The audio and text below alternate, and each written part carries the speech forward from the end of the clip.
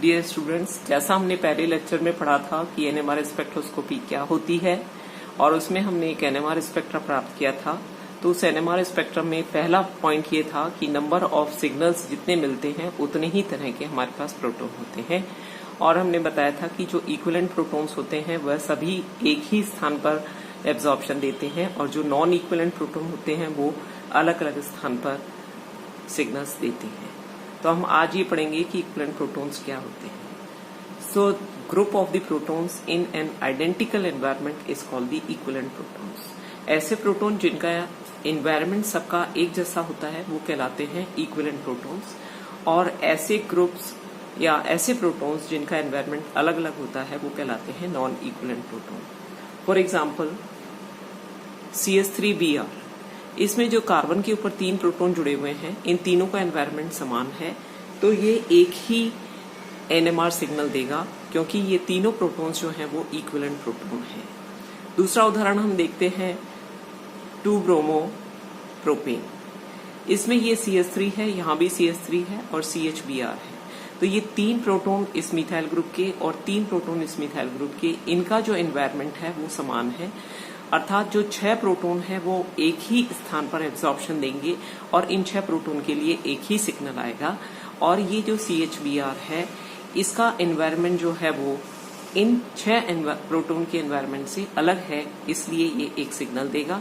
तो 2 NMR signal मिलेंगे, एक CH3 ग्रुप के कारण जिसके 6 प्रोटॉन होंगे और एक CH के कारण जिसमें 1 प्रोटॉन होगा। तो टोटल आपको 2 NMR सिग्नल मिलेंगे। तीसरा उदाहरण हम देखते हैं 1-ब्रोमो-प्रोपेन। ये इसका आइसोमर है। यहाँ पर देखिए आप, एक CH3 है, एक CH2 है, एक CH2Br है। तो ये जो 3 प्रोटॉन है ये तीनों इक्विवेलेंट प्रोटॉन है, ये एक NMR सिग्नल देंगे। और ये CH2 जो है इसके 2 प्रोटॉन जो है वो सेम एनवायरनमेंट में है, तो ये एक NMR सिग्नल देगा। लेकिन ये CH2 इस CH2 से डिफरेंट है क्योंकि ये Br से जुड़ा हुआ है, इसलिए इसका एनवायरनमेंट अलग है, तो ये एक NMR सिग्नल देगा। तो ओवरऑल हमको 3 NMR सिग्नल मिलेंगे, एक इसके कारण, एक इसके कारण और एक इसके कारण। तो इसमें हम ये कह सकते हैं कि इसमें 3 टाइप के प्रोटॉन्स हैं, इसमें 2 टाइप के प्रोटॉन्स हैं, इसमें 1 टाइप के प्रोटॉन्स हैं। तो ऐसे प्रोटॉन जिनका एनवायरनमेंट सेम होता है वो इक्विवेलेंट प्रोटॉन्स कहलाते हैं। अब नेक्स्ट टर्म आती है chemically and magnetically equivalent. Protons have the same chemical shift and same coupling constant are called magnetically equivalent proton. तो ऐसे प्रोटॉन जिनका पोजीशन NMR सिग्नल में, जिसको हम केमिकल शिफ्ट के द्वारा बताते हैं, और उसकी स्पिन कपलिंग जो है या जो कपलिंग कांस्टेंट है वो समान होता है, वो प्रोटॉन कहलाते हैं magnetically equivalent proton. Magnetically equivalent protons को हम दूसरी तरीके से इस तरह से भी समझा सकते हैं, दे possesses same frequency and only one characteristics spin coupling constant interaction with the proton of neighboring group। तो उनकी जो स्पिन कपलिंग कांस्टेंट होती है वो समान होती है और उनकी फ्रीक्वेंसी समान होती है। ऐसे प्रोटॉन कहलाते हैं मैग्नेटिकली इक्विवेलेंट प्रोटॉन। और जहां तक ये माना जाता है कि जितने प्रोटॉन्स मैग्नेटिकली इक्विवेलेंट होते हैं वो सारे के सारे केमिकली इक्विवेलेंट होते हैं। जैसे 2-ब्रोमो-मीथेन के अंदर आप देखिए 2 CH3 ग्रुप है जिसमें 6 प्रोटॉन है। They are magnetically equivalent, they are having the same chemical shift. Chemical shift is denoted by the delta symbol and the spin coupling is denoted by the J. So they have same coupling constant and same chemical shift. So they are magnetically equivalent.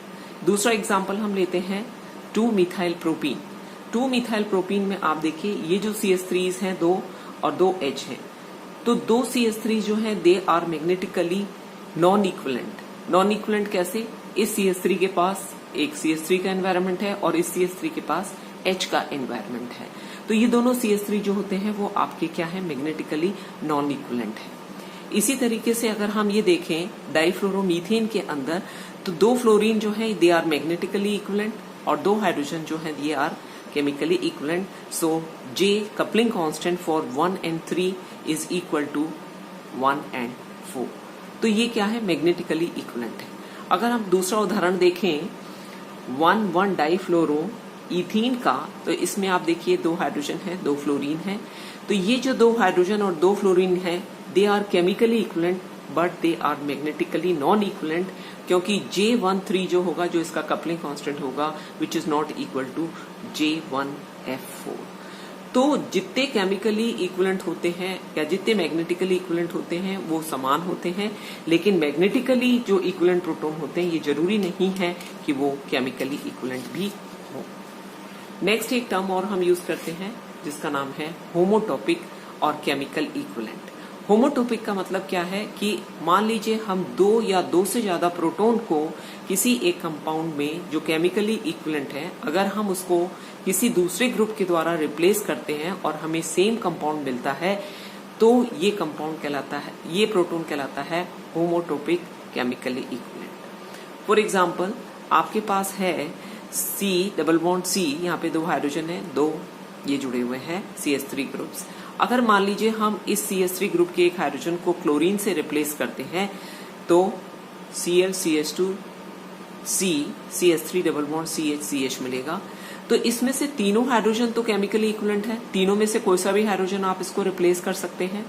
इसी तरीके से दूसरे methyl group जो है ये भी chemically equivalent है और इसके भी किसी भी हाइड्रोजन को आप Cl से रिप्लेस करेंगे तो आपको एक ही कंपाउंड मिलेगा। तो इसका मतलब ये तीन हाइड्रोजन इक्विवेलेंट है और ये तीन हाइड्रोजन जो है वो केमिकली इक्विवेलेंट है। लेकिन इस Cl को अगर हम इस हाइड्रोजन के द्वारा रिप्लेस करेंगे तो हमें ये कंपाउंड मिलेगा। तो जब CH3 के एक हाइड्रोजन को रिप्लेस करते हैं तो हमें 3-chloro-2 मिथाइल प्रोपीन मिलता है, और जब इस हाइड्रोजन को क्लोरीन के द्वारा रिप्लेस किया जाता है तो 1-chloro-2 मिथाइल प्रोपीन मिलता है। तो आपके पास 2 सेट्स ऑफ होमोटॉपिक प्रोटॉन है, जिसमें एक सेट में तो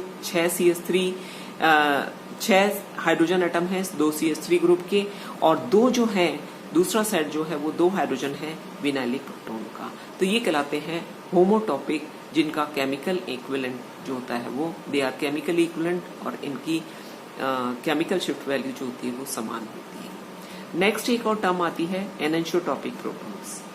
if we replace of each of 2 hydrogen atom by the same group and they are yielding the enantiomers, then they are termed as enantiotopic protons. For example, कोई भी 2 hydrogen atom है जिसको अगर हम एक Z ग्रुप के द्वारा replace कर लेते हैं और जो 2 कंपाउंड बनते हैं वो एनेंशियोमर्स होते हैं, तो ये कहलाते हैं एनेंशियोटॉपिक प्रोटॉन्स। इन एनेंशियोटॉपिक प्रोटॉन्स का भी केमिकल शिफ्ट जो होता है वो सेम होता है, और ये दोनों भी 2 जो कंपाउंड एनेंशियोमर्स मिलेंगे वो भी एक ही NMR सिग्नल्स जो है वो देते हैं।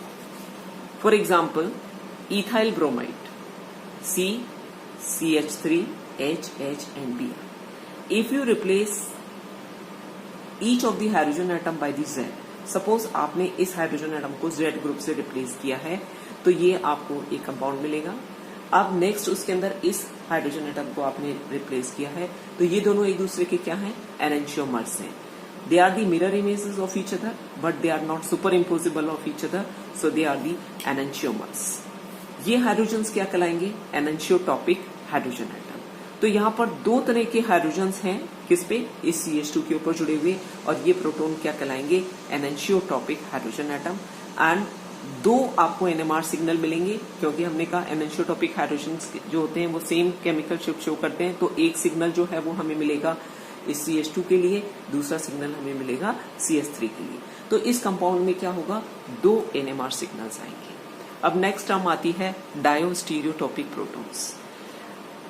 ऐसे कंपाउंड में जिसमें किसी भी 2 हाइड्रोजन एटम्स को या एक हाइड्रोजन एटम को दोबारा से किसी Z ग्रुप से रिप्लेस किया जाता है तो हमें डायस्टीरियोमर्स मिलते हैं, और ये हाइड्रोजन कहलाते हैं डायस्टीरियोटॉपिक हाइड्रोजन एटम। सपोज आपके पास है क्लोरोईथीन। क्लोरोईथीन में आप हाइड्रोजन को रिप्लेस कर रहे हैं किसी Z ग्रुप से। मान लीजिए आपने इस हाइड्रोजन को रिप्लेस किया इस Z से, तो आपको ये कंपाउंड मिला। दूसरी स्थिति के अंदर आपने इस हाइड्रोजन को इससे रिप्लेस किया तो ये मिला। ये एक दूसरे की मिरर इमेजेस नहीं है, मिरर इमेज भी नहीं है, ना ही सुपर इम्पोजिबल है। तो ऐसे stereoisomers which are neither the mirror images not superimposable on each other, they are called diastereomers. So these hydrogens are called diastereotopic hydrogens. एक दूसरा एग्जाम्पल और हम ले रहे हैं, आपके पास है क्लोरोप्रोपीन Cl CH3 C double bond CH. If you replace this hydrogen by the Z group, you will have this compound. If you replace this hydrogen atom by Z, then you will, and these two are diastereomers of each other.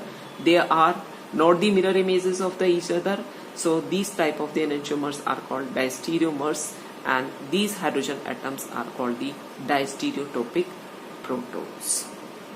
Thank you.